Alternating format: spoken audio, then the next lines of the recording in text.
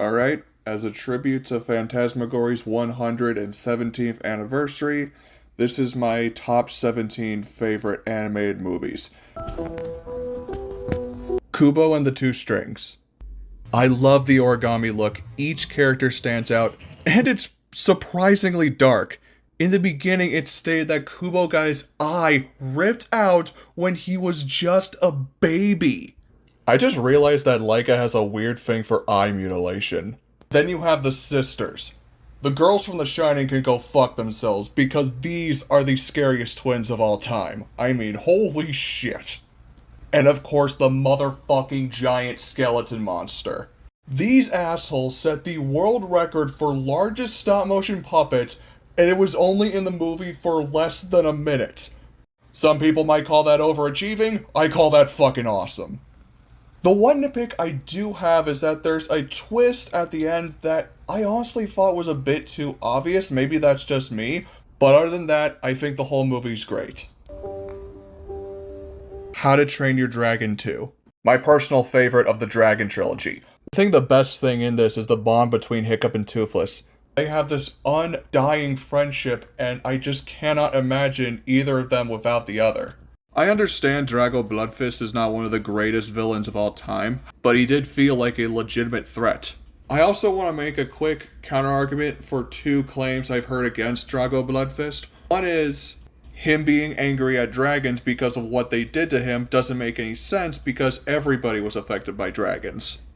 Yeah, that's the point. He's a villain. He's selfish. He has a twisted belief that his torture is greater than anybody else's. And the second claim is, it makes no sense that he wants to use dragons when he really hates dragons. Well, you need dragons to conquer other dragons. I know a lot of people say that the third one is the better movie, but I just prefer the second one. That being said, I do know at least one thing that might have made the movie even better. And that's if the trailers didn't spoil a bunch of shit! Coco. So much color and beauty and life, which is pretty ironic given the story.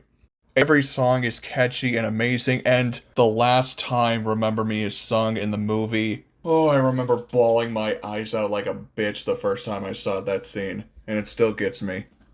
And I'm whiter than mayonnaise, so I can't really talk about how well it represents Mexican culture, but I'm willing to bet that it does it better than... yeah.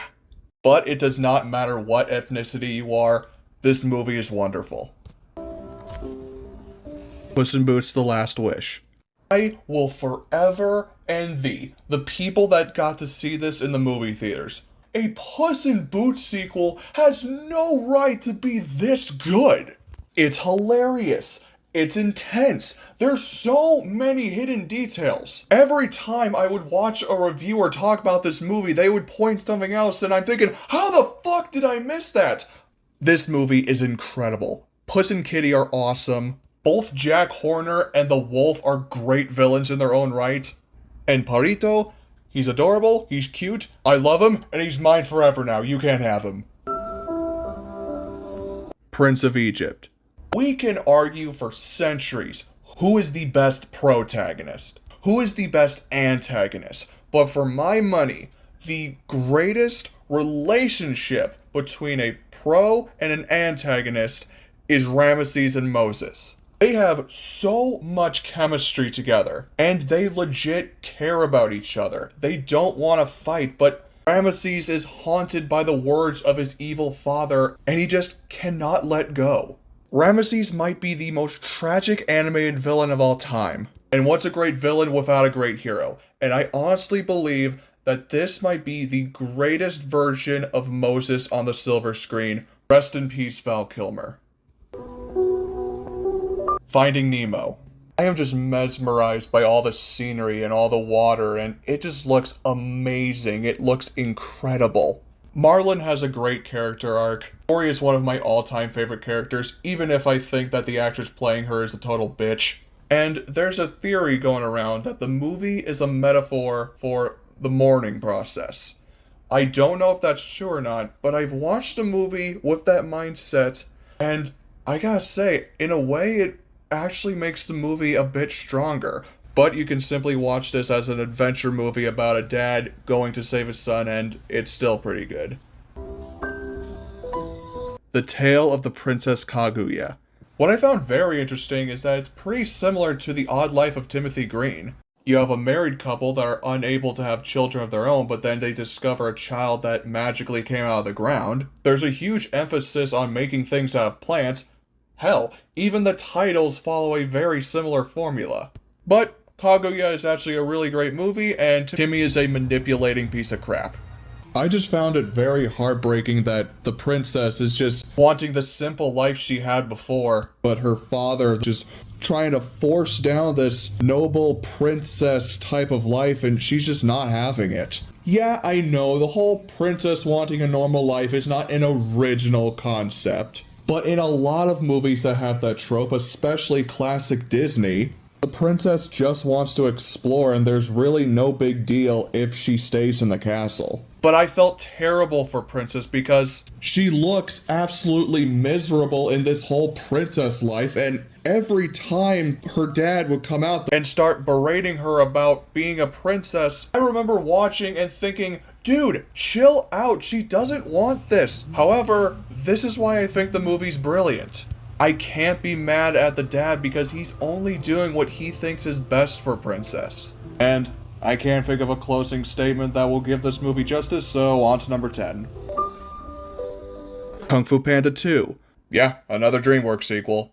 I don't know why, but when it comes to follow-ups, the Moonchild really rolls up his sleeves. This movie is actually a late addition to the official list. Then I remembered how much I loved it when I saw it in theaters as a kid, and that every time I would see it on Netflix or another streaming service, I would just get excited because I still to this day think it's awesome. Well, obviously, it's on this fucking list. Po letting go and finding peace gives me chills every time. And I love how Tigress is nowhere near as cold as she used to be, but she's still a fucking badass. And Lord Shen has to be one of the most despicable villains of all time. This motherfucker committed mass genocide just on the assumption that one of them would kill him. Kung Fu Panda 2 is funny but knows when to take itself seriously, and I love every minute of it. Toy Story 1, 2, and 3. Yeah, suck my dick, DreamWorks. You may be the gods of sequels, but Pixar has an entire trilogy where all three movies are equally great. I said a trilogy. If I were to categorize the first three Toy Story movies, I'd say the first one is the most quotable, the second is the funniest, and the third is the most emotional. But that's debatable. Practically every character in this trilogy are unforgettable in their own ways because they're each so unique. Even Mrs. Potato Head and Jessie, who are basically gender-bend versions of Potato Head and Woody, both have their own personality and aren't just the feminine version of the male characters. Two things I realized when I watched this trilogy again. One, the villains become more and more evil as the trilogy goes on. Sid was just a kid. He didn't know the toys were alive. Stinky Pete was much more aggressive, but at the end of the day, he's more bitter than evil. And Lotso, the fuzzy fucker left all of them to die after they helped him. And two, all three movies are about time. In the first one, Woody has to accept that he won't always be the favorite toy, but understands that Andy still loves him. In the second one, Woody is confronted by the thought that Andy will one day grow up, but he decides that he's going to enjoy it while it lasts. And the third one, Andy is all grown up, and the toys have to move on. They're movies that teach us to love what you have, enjoy it while it lasts, and let go when the time comes. It's something a lot of people need to hear, especially Toy Story themselves. Beauty and the Beast. This was the first ever animated movie to be nominated for an Oscar Best Picture. It got a standing ovation at a festival, despite it not being complete. There is no way I can give this movie enough justice just by talking about it. So instead of glazing it, I'm going to take the time to say, shut the fuck up about Stockholm Syndrome. Belle doesn't start to have feelings for the Beast until he shows his good side. Belle never defended his bad behavior, and she would even backtalk him. which, by the way, proves that she's a lot tougher than people give her credit for. I am so sick and tired of people saying that Belle has Stockholm Syndrome. Shut the fuck up. The Lion King. Yeah, Beauty and the Beast is great, but this is my go-to classic Disney film. Characters are entertaining, all the songs are earworms, Scar is my personal favorite Disney villain, and it probably has the most iconic opening out of any animated film. Speaking of which, don't look up what the African chants in Circle of Life mean. Don't worry, it's nothing bad, but you'll definitely ruin it for yourself. And what I find completely mind-blowing is the fact that this was supposed to be Disney's quote-unquote B-movie, while Pocahontas was meant to be the big picture. It did make a decent penny at the box office, but reviews were kind of mixed back in the day. So, how successful was the B-movie? It became the highest-grossing animated film of all time and kept that title for 16 years. And it's considered by many, myself included, to be one of the greatest animated movies of all time. So it did pretty okay.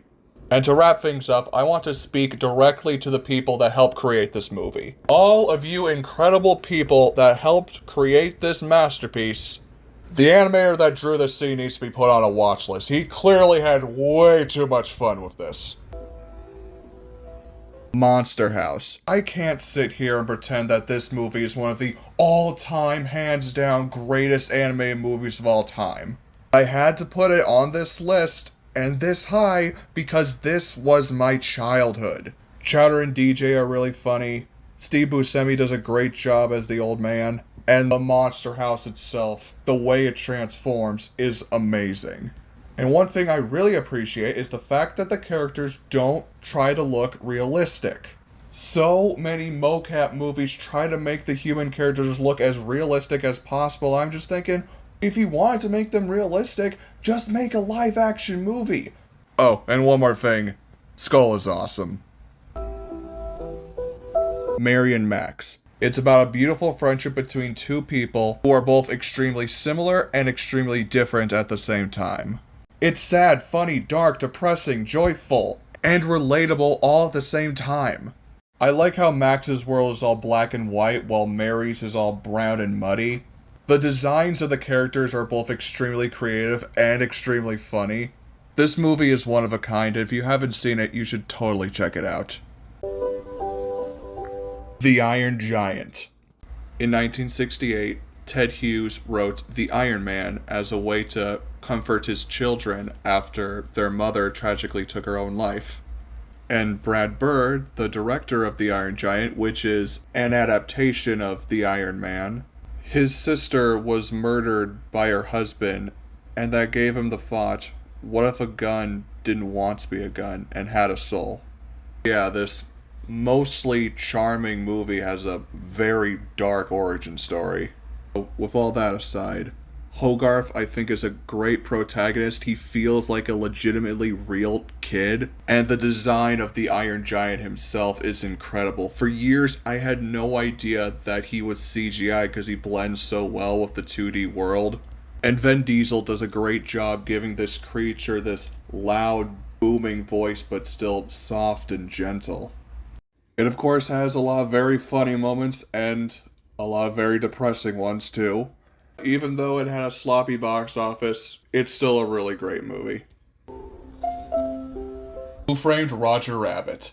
The first time I watched this movie blew my mind. Seeing real-life people next to obvious drawings, and somehow it felt real. I mean, obviously, it wasn't real, because you can clearly tell that they're animated, but the way they do it, it felt real. I don't know how to explain it. Seeing classic Disney and Looney Tunes characters side by side, I thought was the coolest thing ever. Wolfman vs. Frankenstein, Godzilla vs. King Kong, Batman vs. Superman, fuck all that. I already got Daffy vs. Donald. And of course, for a movie that has Bugs Bunny and Mickey Mouse, it has a lot of very crude humor. The first time I watched this was with my grandma at her house, and I remember thinking to myself, am I gonna get in trouble for watching this? Because my mom and dad are very strict when it comes to that type of stuff. It's not like they're helicopter parents. They're not the kinds that say, you can't watch E.T. because he doesn't wear a helmet at the bike scene. No. but they're very strict when it comes to characters cussing and all that stuff. But it doesn't go full Goodfellas, so they were cool with it. Eddie is a perfect, flawed, and likable protagonist. Roger is one of those characters that, by all accounts, should be annoying as hell, but he's still super funny. Jessica was very interesting, and you didn't always know which side she was on, and she wasn't really my awakening when I was a kid, but yeah, she is still pretty hot. It's an absolutely one-of-a-kind movie. I mean, it's about an alcoholic that talks to a rabbit that isn't really there. What's not to love? WALL-E. Hands down, Pixar's magnum opus. WALL-E only says like 3 words in the entire movie, and he doesn't even have much of a face, but just with his body language and the noises he makes, it's easy to understand what he's thinking. I love the fact that the majority of the movie doesn't even take place on Earth, yet it's a better environmentalist message than Ferngully and all those other movies. Otto is not straight up evil and is only doing what he thinks is right in order to protect the people, but he's still extremely menacing despite being a freaking steering wheel. It's an absolute masterpiece, and I consider it one of the greatest movies of all time. I can only think of one better. The Grave of the Fireflies. Beautiful. There's no other word I can use. It's beautiful.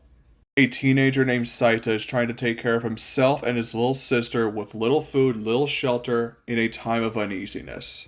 I think Saita is one of the most relatable characters for me. He wants so badly to take care of his little sister, but ultimately it's his own pride that puts her at risk. The little sister, whose name is Setsuko, is adorable and is easily the best thing in this movie. Alright, so I'm gonna need to go into spoiler territory, so if you haven't seen this movie yet, skip to this time code. Alright, 3, 2, 1. The movie opens up and it tells us that they're dead. So you already know what's going to happen. You already know what their fates are. But when it got to the part when Setsuko was really sick, and you hear Saita say, "She never woke up," I literally felt like my heart broke. The movie told me what was going to happen, and I still wasn't ready for it. The first time I watched Grave of the Fireflies was in a room that had motion sensor lights, and I was so invested and so still and did not want to take my eyes off of it that the lights turned off, and I just continued watching. And I watched it uninterrupted, and nobody came in to talk to me or whatever until it was over.